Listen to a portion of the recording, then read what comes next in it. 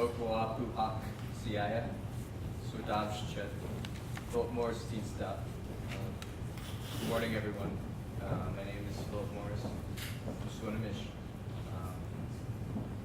The presentation that I have was originally written for Emma's class that she mentioned for shared governance resource class. As a part of this class, we were to visit a waterway, and this caught my interest right away. This means that we either are going to develop a relationship with a waterway or we're going to remember one. Immediately, I thought of my mother's stories of Lone Tree Point and catching fish there. And the memories were pretty vague. She was a child when she had those memories, and then she shared them with me. There were only a few. So I would visit Lone Tree Point every Friday morning, and I would sit there for about an hour and taking notes on the condition of it. And as I sat there one day, this is when this presentation came to me. I was thinking, what am I going to do for my final? I imagined it at a time of pre-contact. As it is now at Lone Tree Point, you sit on Lone Tree Point, which is actually called High Tide Island. This wasn't part of my presentation originally, but I had no idea where Lone Tree Point was. I had to figure that out. It was a little confusing since it's not labeled on a map. But as I overlooked the water, I tried to imagine this time. And it was a time before the treaty signing, which brought more families to that area.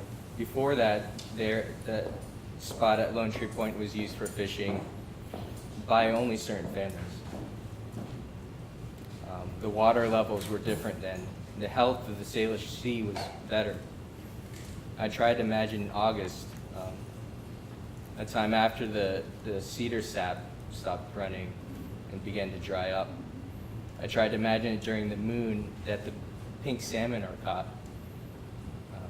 And pink salmon, the humpy salmon, I was reminded of a story as I sat there. And I tried to imagine the story as I was told it. And I'd like to share that with you now. It was a story told by Ray Paul in 1981, which was then published in a book called Habu in 1985, which was translated by Vi Hilbert. So as I sat there and I looked at the water, I imagined a doe, which is humpy salmon, and the chute seat. I imagined Hado swimming along, and he met this young woman.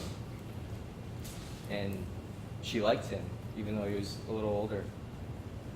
And they swam together. And then it was time to enter the creek. So I imagined the salmon in the water passing Hope Island in front of me and into the creek. And as they entered, Hado, he began to feel weak. The fresh water began to enter his body and salt water was leaving him. And that's where he gets his strength, salt water. And they continued to swim together, but slowly the young woman began to think that he was repulsive. She didn't like him anymore. So they continued to swim together, and he began to look even older now. And as they crisscrossed, she suddenly swam the other direction. So she left him, and there Hado was all alone, swimming by himself. And he swam longer, and he began to feel even weaker. His body was soft now. He was spawned out and he began to turn red. At that point, he saw 3 young women, and one of them mocked him and scorned him. So Hado then thought to himself, it's time to return to the salt water. So he began to swim back, and as he went to enter again into the water, the salt water, I think it would be described better as drifting.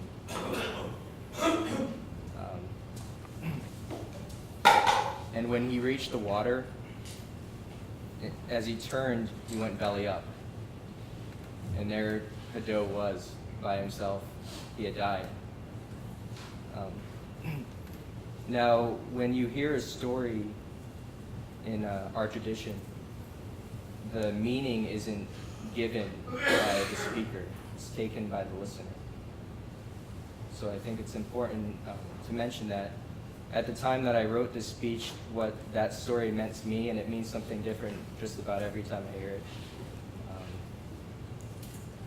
It reminded me of the importance of the health of the Salish Sea, because the Humpy Hadot gets his strength from the salt water. And if the salt water isn't healthy, Hadot's not healthy. If Hadot is not healthy, then we are not healthy. So it reminded me of climate change. And it reminded me of the Point Elliott Treaty that was signed in 1855 that took families that were living on the rivers and placed them on the reservation. And this changed the way that we fished there. Because traditionally you would fish in the bay, but now we were pushed to the beach, and we were beach sailing. In 1870, we saw the authorization of boarding schools. And the reason I mention this is because it's important to my family history. My grandma, Winona Bobb from Nisqually, met my grandfather, Ernest Clement Bobb, at Chemawa, a boarding school in Oregon. And it was this experience that severed a relationship with our people. It severed a relationship with the land. And that's important because I didn't know where Lone Tree Point was. I just heard stories. Now, just to give you a picture of what the 1870s or 1880s might look like,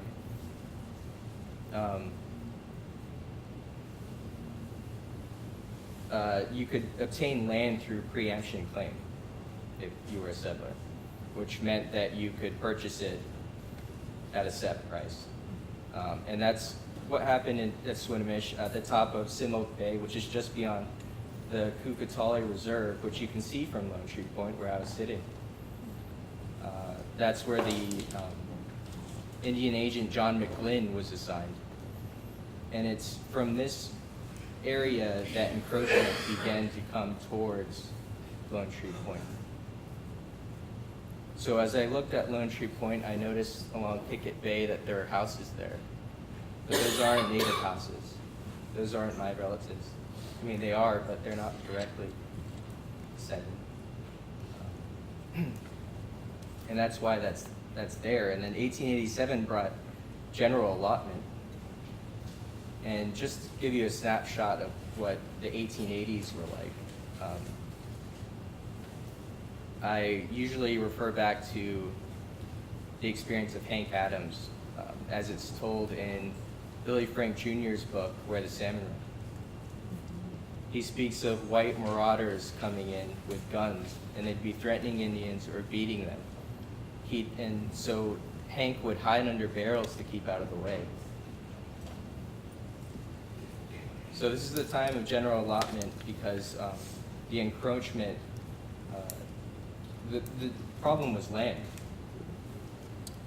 So as settlers came in, land became an issue, as it always was, and the reservation shrank.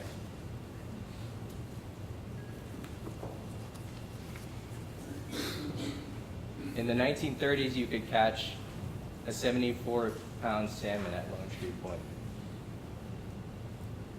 In the 1950s is when we started to beach seine.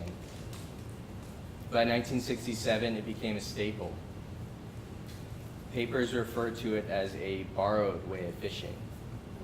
When I read this, I was confused because it's first saying borrowed is ethnocentric, and second, it's misleading. It contributes to something called erasure. It completely ignores the part of history where settlers attacked our people for fishing in the bay. So now we fish differently. Over the years, from sitting at Lone Tree Point, you could see the arrival of a tavern, of a campground, and then the closure of the tavern in 1993. So as part of this class, I was, over the weeks, I would visit Lone Tree Point and reconnect. And, you know, I think at that point, I really understood my mother's stories. And, I think it's important in this symposium because Vine Delory Jr. spoke of education. And as a part of this class, as part of my education, I was able to reconnect with a part of my family's history. I wouldn't have had that opportunity otherwise. And I'll continue to strengthen my relationship with land moving forward. I'd like to mention a book by Peter Cole called Coyote, Raven, Go Canoeing. In this book, he talks about rowing in your canoe, and what he's talking about is decolonizing yourself. And if you think about it, we're all rowing in our canoes in the same direction.